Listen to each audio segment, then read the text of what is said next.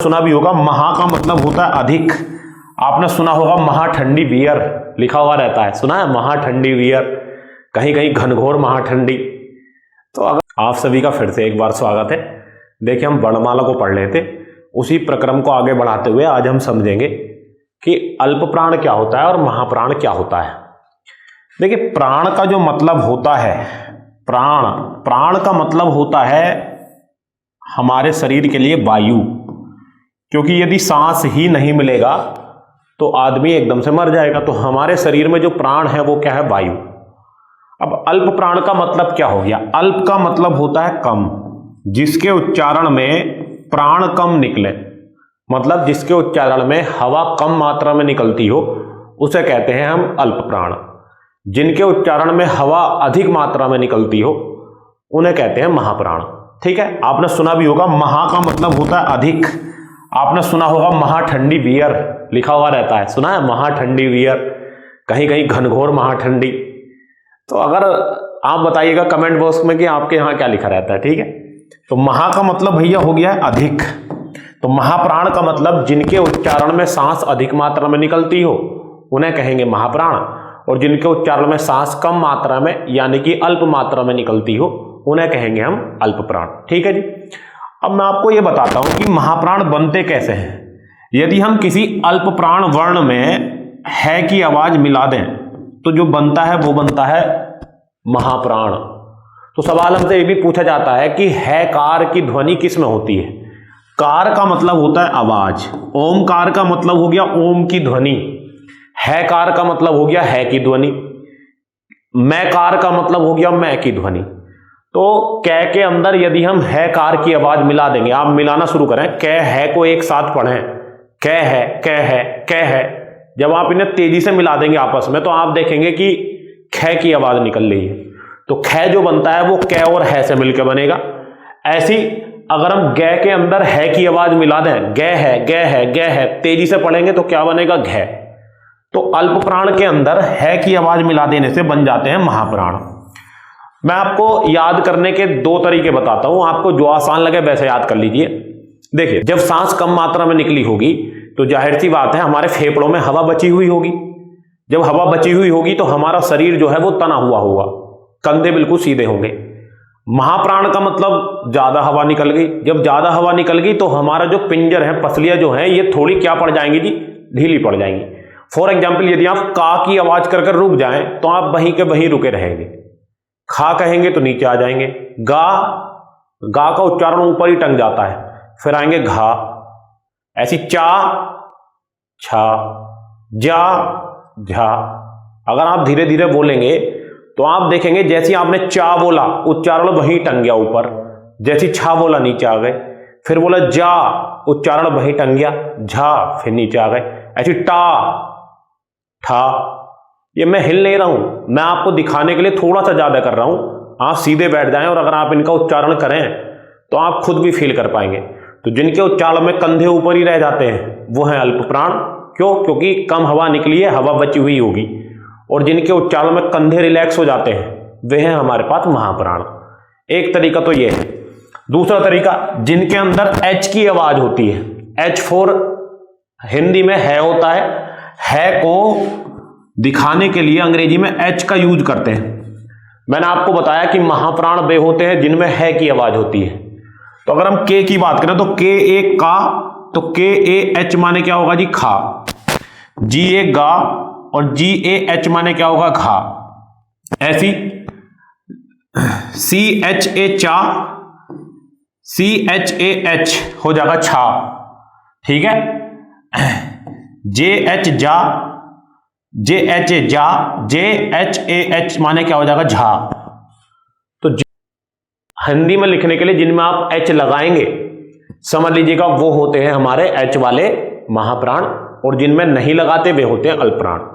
देखिए एक तरीका ये हुआ, एक तो आप फील करके कर सकते हैं, वो सबसे बेस्ट तरीका है। दूसरा तरीका हमारा एच वाला तरीका है, जिनमें एच लिखा हुआ हो आप फटाफट निर्धारण कर सकते हैं। जो ऑप्शन आए उनमें देख लीजिएगा एच किस में लगाना पड़ रहा है, जिसमें लगाना पड़ रहा है वही महाप्राण है, जिसमें नहीं लगाना पड़ रहा वो अल्पप्राण है। दूसरी तरीका कैसे है, आप अगर याद रखना चाहें तो नंबरों के हिसाब से याद रख सकते हैं। जैसे हम कह रहे हैं प्रत्येक वर्ग का पहला, तीसरा, पांचवा। तो अल्प प्राण को आप 135 से भी याद रख सकते हैं। ऐसी महाप्राण की अगर बात करेंगे तो महाप्राण में हम कह रहे हैं प्रत्येक वर्ग का दूसरा और चौथा, तो आप इसे 24 से याद रख सकते हैं। लेकिन जब बारी आ गई अंतस्थ और ऊष्म में, जब जाके आपका ये तरीका नहीं लगता है। संख्या वाला तरीका केवल और केवल स्पर्श व्यंजनों के लिए है, बाकी जब अंतस्थ और ऊष्म की बात करेंगे तो उसके लिए ये नहीं है। तो उसके लिए क्या करना चाहिए? देखिए, ऊष्म या संघर्षी वे होते हैं जिनके उच्चारण में सांस मुंह से घर्षण खाते हुए ऊष्मा उत्पन्न करती है। इसकी चर्चा हम पहली कक्षा में कर चुके हैं।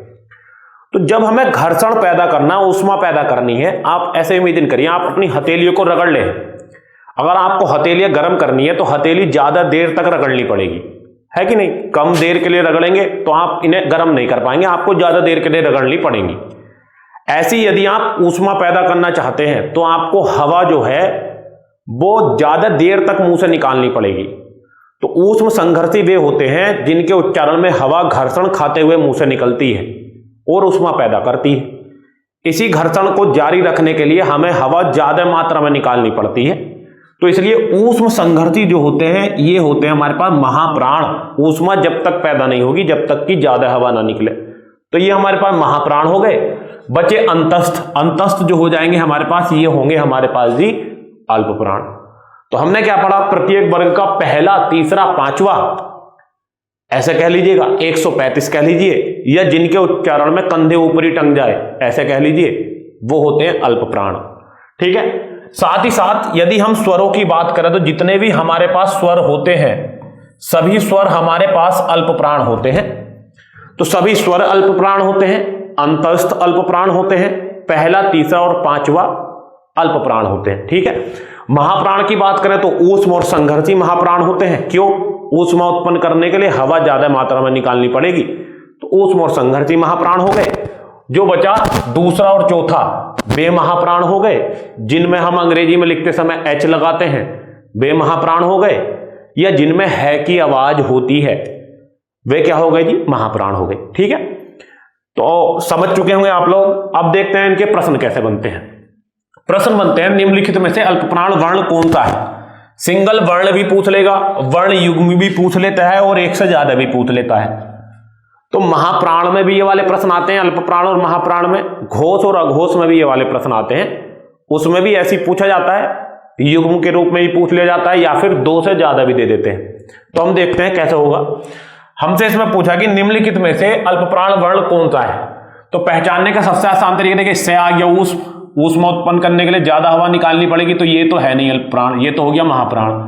अब देखते के की बात करेंगे तो के, जय की बात करेंगे तो जय, ठे की बात करेंगे तो TH, या फिर अगर आप देखें कै कहेंगे तो आपका कंधे ऊपर ही रहेंगे, जय कहेंगे तो ऊपर ही रहेंगे, ठे कहेंगे तो नीचे आ जाएंगे। तो जो भी तरीका आसान लगे उस तरीके से कर लीजिएगा, इसका आंसर हो जाएगा ठे। ऐसे इसमें पूछा कि महाप्राण वर्ण कौन सा है, तुरंत महाप्राण देख लेंगे। महाप्राण वो होगा जिसमें ज्यादा हवा निकलेगी, तो सा हमारा ऊष्म या संघर्षी है, ज्यादा हवा निकलती है तो सा हो जाएगा। देखते ही लगा सकते हैं आप, बिल्कुल बिना टाइम गवाए तुरंत देखिएगा और आंसर लगाइए। अब इधर देखते हैं, निम्नलिखित में से अल्प प्राण वर्ण युग्म कौन से हैं। अब युग्म में क्या है, हमें दोनों देखना है। देखिए कै की बात करेंगे, का जो है हमारा अल्प प्राण है, लेकिन अगर बात करेंगे खा की तो का और खा जो है वो महाप्राण हो गया, तो ये वाला आंसर तो सही होगा नहीं। ऐसे यदि हम पा की बात करें, पा अल्प प्राण है हमारा, और या भी अल्प प्राण है। क्यों? क्योंकि अंतस्थ है, तो इसका आंसर क्या हो जाएगा जी? सी सही हो जाएगा। ऐसी चा देखेंगे, चा अल्प प्राण है लेकिन ठा महाप्राण हो गया। ऐसी सा और सा दोनों ऊष्म संघर्षी हैं तो महाप्राण होंगे। हमसे पूछा है अल्प प्राण वर्ण युग्म, तो कौन सा आंसर हो जाएगा जी? सी हो जाएगा। ठीक है। ऐसी निम्नलिखित में से सभी महाप्राण वर्ण कौन से हैं? सारे के सारे महाप्राण बताने हैं। तो का की बात करेंगे, का अल्प प्राण हो गया, तो ये आंसर हो नहीं सकता। ऐसी पा अल्प प्राण हो गया, तो ये भी आंसर नहीं होगा।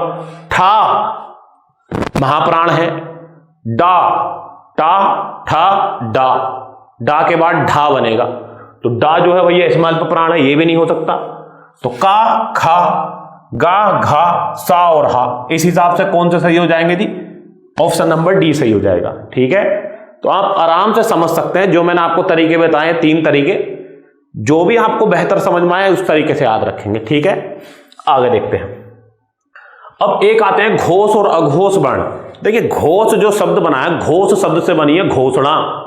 आप ये बना हुआ भी देख रहे होंगे एक बाजा सा, आपने देखा होगा ये बाजा वही है जिसे बैंड बाजे मास्टर सिर पर रख कर लाता है और 10 रुपए का नोट ऐसे प्यार से छुटा कर ले जाता है। जब इसमें हवा मारते हैं तो इससे निकलती है कंपन। कंपन निकलने की वजह से एक आवाज निकलती है, उसे कहते हैं घोष। घोष से शब्द बना है घोषणा, तो घोष का मतलब हो गया इसमें कंपन। तो घोष वर्ण उन्हें कहेंगे जिनके उच्चारण में गले में कंपन ज्यादा होता है, और अघोष उन्हें कहेंगे जिनके उच्चारण में गले में कंपन कम होता है। हम ये नहीं कह सकते कि गले में कंपन नहीं होगा, पूरे के पूरे कंपन की भी एक अलग हिस्ट्री है।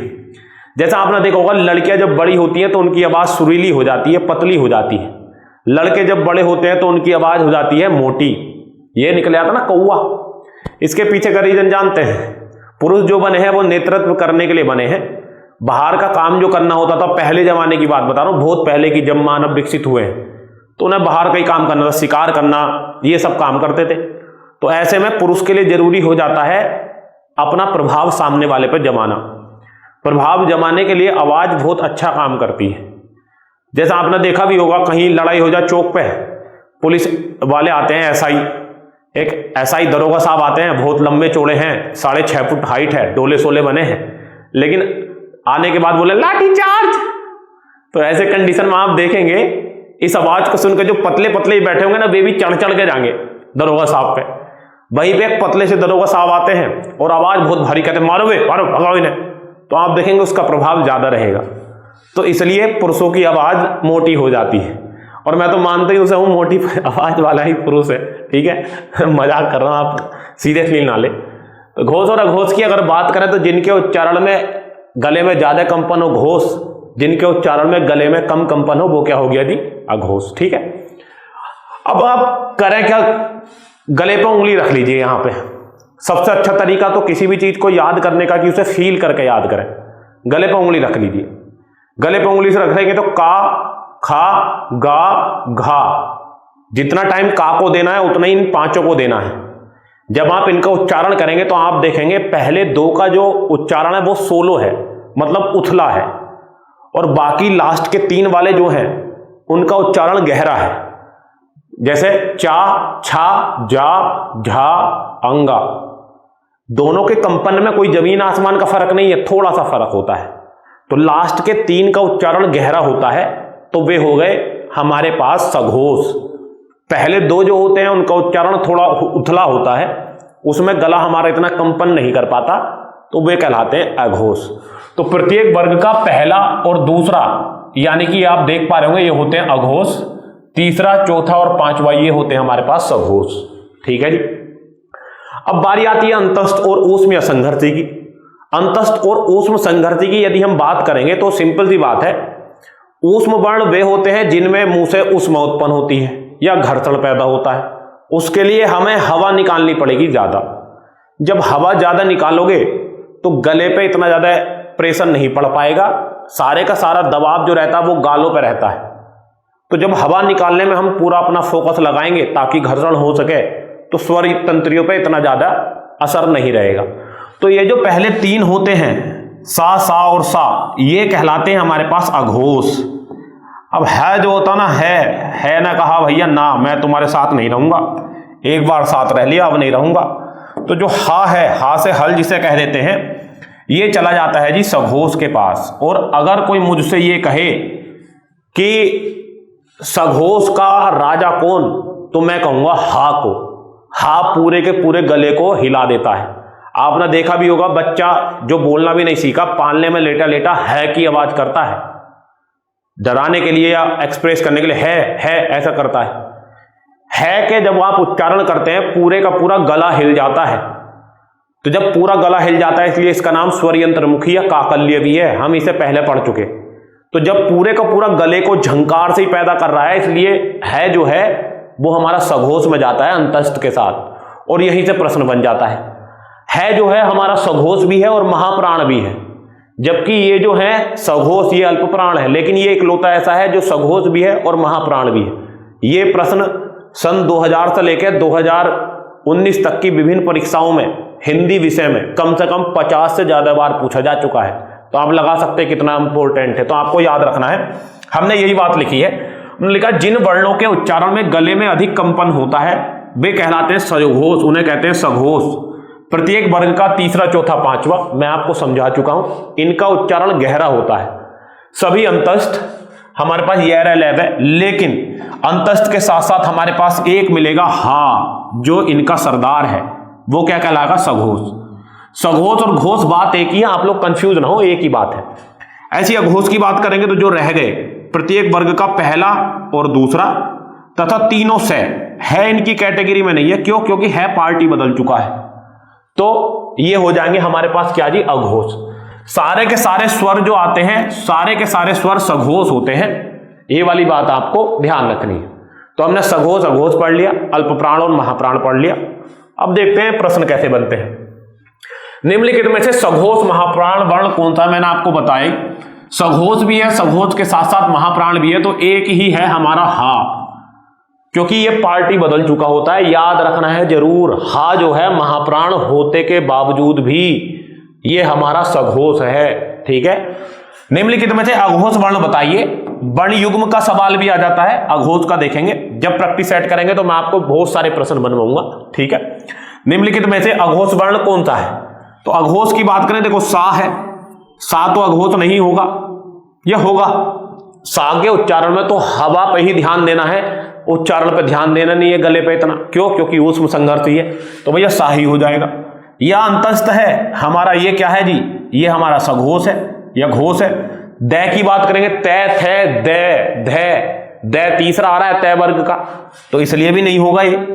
और कै, खे, गे, गे, गे भी तीसरा आ रहा है, इसलिए ये भी नहीं होगा। तो इसका आंसर क्या हो जाएगा? सा, और इसका आंसर क्या हो जाएगा जी? हमारा हा। ठीक है, आपको समझ में आ गया होगा। इसके साथ ही कुछ और प्रश्न होते हैं, उन्हें देखते हैं। देखिए, एक टॉपिक आता अनुग्रहित। अनुग्रहित का मतलब जिन्हें ग्रहण कर लिया गया है। हिंदी भाषा में सबसे ज्यादा जो प्रभाव देखने को मिलता है वो अरबी फारसी की भाषा के शब्दों का देखने को मिलता है। क्यों? क्योंकि आपने देखा मुगलों ने राज किया। मुगल से पहले भी मध्य एशिया से, मतलब अरब, फारस, अफगानिस्तान, तुर्की, इन सबसे भारत में व्यापार होता रहता था। वहां के व्यापारी आते थे, उनके साथ साथ नए शब्द आते थे, तो वे हिंदी में बहुत अच्छे से घुल मिल गए। ठीक है। तो इन्हें अनुग्रहित भी कहते हैं, जिन्हें ग्रहण कर लिया गया। इन्हें अरबी फारसी वाला भी कहते हैं। कौन कौन से? जिनके नीचे लगा देते हैं नुक्ता। देखिए, नुक्ता लगाने से शब्द का अर्थ, शब्द का जो उच्चारण होता है वो गहरा हो जाता है। जैसे ये मैंने लिखा है काजल, ये काजल है, लेकिन अगर मैं यहां पे लगा देता हूं, इसका मतलब होता है काजल, जा, फिर ये जय नहीं रहेगा, ये जगह जा, काजल। ठीक है। जैसे ये लिखा हुआ फल, अगर हम फल की बात करेंगे, ये फल नहीं है, फल, गहरा उच्चारण करना है। जैसे हम बोलते हैं नमाज, ये नमाज है, लेकिन अगर मैं कर दूं नमाज हो जाएगा ये जा, तो झंकार पैदा हो जाती है नुक्ता लगाने से। अरबी फारसी के शब्दों को हम एज इट इज हिंदी में यूज करते हैं। जब हम देशज और विदेशज शब्द पढ़ेंगे तो आप जानेंगे कि हम जो सुबह से शाम तक शब्द बोलते हैं उनमें से लगभग 80% शब्द ऐसे हैं जो बाहरी भाषाओं के हैं, और उनमें से सबसे ज्यादा शब्द जो होते हैं वो अरबी और फारसी के ही होते हैं। ऐसी अंग्रेजी का जो है वो है आ। जैसे हम कहते हैं जोनी, जोनी नहीं होता, वो जानी होता है। जहां पे ओ लगा होता है अंग्रेजी में वहां पे टाफी, हम टॉफी कह देते हैं लेकिन टाफी होता है। एल्कोहल, एल्कोहल में आपको ये मिलेगा, तो ये अंग्रेजी का आ है। तो हमने वर्णमाला के लगभग सारे आयाम देख लिए हैं। वर्णमाला के आयाम के साथ साथ कुछ और बचता है जो हम वर्णमाला में पढ़ते हैं, जैसे संयुक्त अक्षर, मुक्ताक्षर कौन से हैं, बद्धाक्षर कौन से हैं, संयुक्त ध्वनियां कौन सी है, और वर्णमाला में मतलब शब्द कोश में वर्णमाला का क्रम क्या रहता है, हम उसे भी पढ़ते हैं। तो उसकी चर्चा हम आने वाली वीडियो में करेंगे। तब तक आप इसे अच्छे से नोट्स बना के आप आराम से इसे अच्छे से पढ़िए। एक भी प्रश्न नहीं छूटेगा, ना तो इसमें फालतू है ना इसमें जरा सा भी कम है। आप कोई सा भी एग्जाम दीजिएगा वनडे, उसके लिए पर्याप्त है। ठीक है, तो मिलते हैं फिर अगली कक्षा में।